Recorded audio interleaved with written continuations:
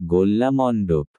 রামানুজাচার্য একবার 1 বছরের জন্য কপিল তীর্থে নানমালবোরের মন্দিরে অবস্থান করেন।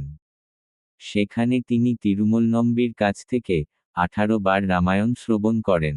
সেই সময় টন্ডুরুকন্ডি নামে এক ভক্ত প্রতিদিন তাকে গরুর দুধ দান করতেন।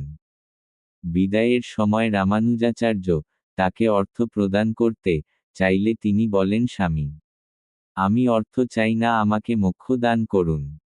রামানুজাচার্য বলেন, মোক্ষ কেবল ভেঙ্কটেশ্বরস্বামীই দিতে পারেন। তুমি তাকেই প্রার্থনা করো।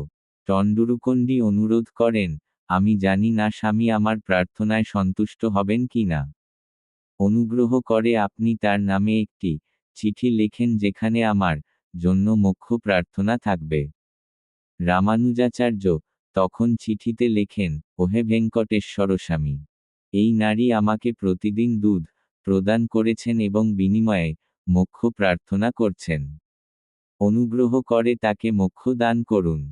টন্ডুরুকন্ডি তিরুমলায় এসে স্বামী পুষ্করণীতে স্নান করেন এবং ভেঙ্কটেশ্বরস্বামীর দর্শন করেন।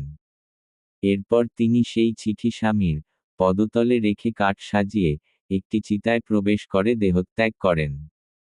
তার এই ভক্তিতে ভেঙ্কটেশ্বরস্বামী সন্তুষ্ট হয়ে তাকে পুষ্পক বিমানে বৈকুণ্ঠে নিয়ে যান।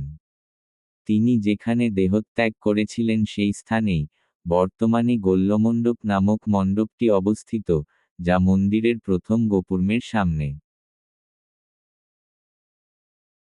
ভেঙ্কটেশ্বর স্বামী মন্দিরের সামনে আজও আমরা এই গোল্লা মণ্ডপটি দর্শন করতে পারি। ভেঙ্কটেশ্বর স্বামী মন্দিরের সামনে আজও আমরা